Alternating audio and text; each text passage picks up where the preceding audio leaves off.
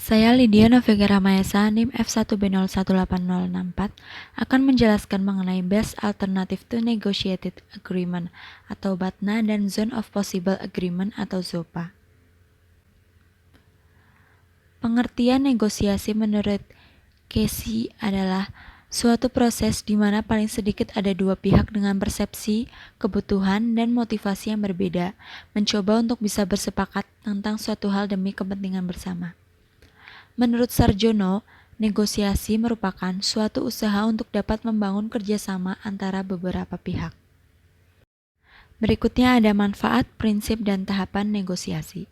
Manfaat yang pertama adalah menciptakan suatu jalinan kerjasama antara satu pihak dengan pihak lainnya untuk dapat mencapai tujuan masing-masing.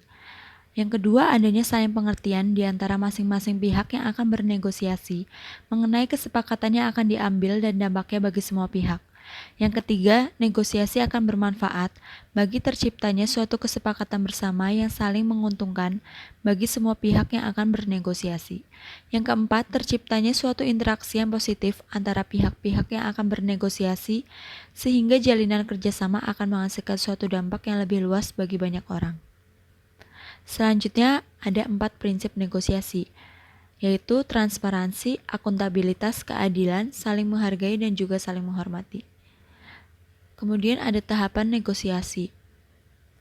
Tahapan negosiasi yang pertama adalah tahap persiapan, tahap diskusi, tahap klarifikasi tujuan, bernegosiasi bertuju pada hasil yang memenangkan, yang kelima perjanjian atau agreement, yang keenam melaksanakan tindakan dari hasil perjanjian. Best Alternative to Negotiated Agreement merupakan langkah-langkah atau alternatif-alternatif paling menguntungkan yang akan dilakukan oleh seorang negosiator bila negosiasinya gagal dan tidak dapat mencapai kesepakatan. Istilah BATNA ini awalnya digunakan oleh Roger dan William pada buku mereka tahun 1981 yang berjudul Getting to Yes, Negotiating Without Giving In.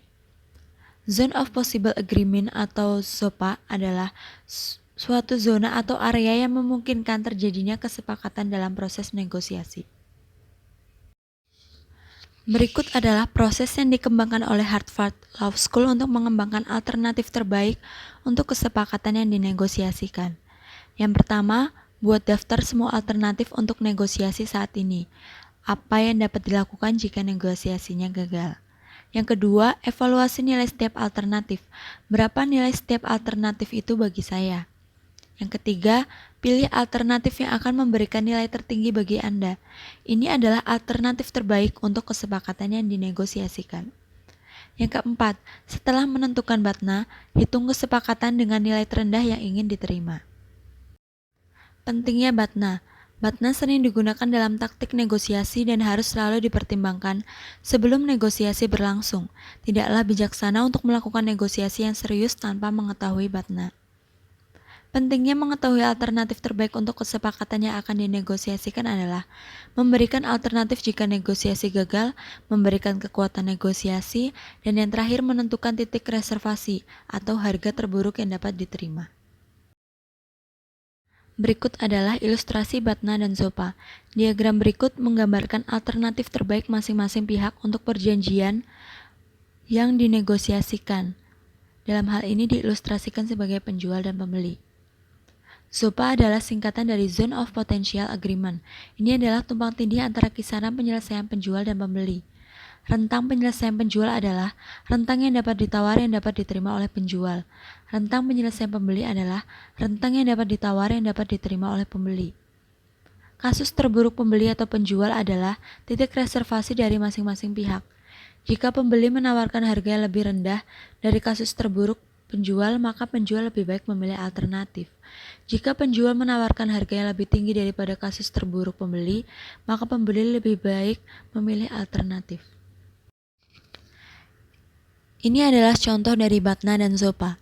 Bila pasal mengenai besarnya pesangon yang harus diberikan dalam proses PHK yang diajukan pihak pengusaha tidak dapat disepakati oleh pihak serikat pekerja, maka negosiator dari pihak pengusaha mempunyai dua pilihan, yaitu mencoba untuk melakukan trade-off dengan pasal mengenai penambahan cuti atau meninggalkan perundingan Bila tidak ada tanda-tanda positif dari para perunding pihak serikat pekerja untuk mau beranjak dari posisinya saat ini. Negosiator dari pihak pekerja akan menyepakati hasil perundingan KKB secara keseluruhan apabila minimum 5 dari 10 usulan mereka dapat diterima oleh pihak perusahaan.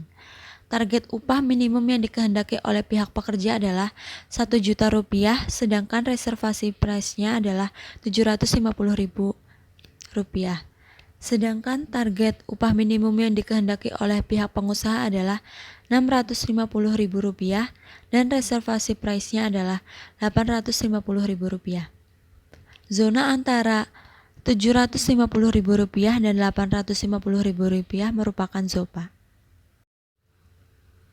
Dengan pemahaman yang baik terhadap BATNA dan ZOPA, maka para negosiator diharapkan dapat menentukan hal-hal yang ingin dicapainya dalam negosiasi, menentukan besarnya konsensus yang ingin didapat dan dapat diberikan, menentukan perlu tidaknya melanjutkan negosiasi, dan melakukan langkah lain yang lebih menguntungkan. Kemudian dengan memahami BATNA dan ZOPA yang diberikan oleh pihak manajemen perusahaan, akan memudahkan negosiator perusahaan untuk melakukan proses negosiasi secara lebih fleksibel dan terarah. Dengan demikian, tim perunding dari pihak manajemen tidak perlu setiap saat menghubungi pihak manajemen untuk meminta pendapat atau mendapatkan keputusan. Apabila ada hal-hal yang dirundingkan melampaui batas BATNA atau ZOPA yang telah ditentukan sebelumnya, tim negosiator akan menghubungi pihak manajemen perusahaan untuk meminta pendapat. Sekian yang dapat saya sampaikan. Terima kasih atas perhatiannya.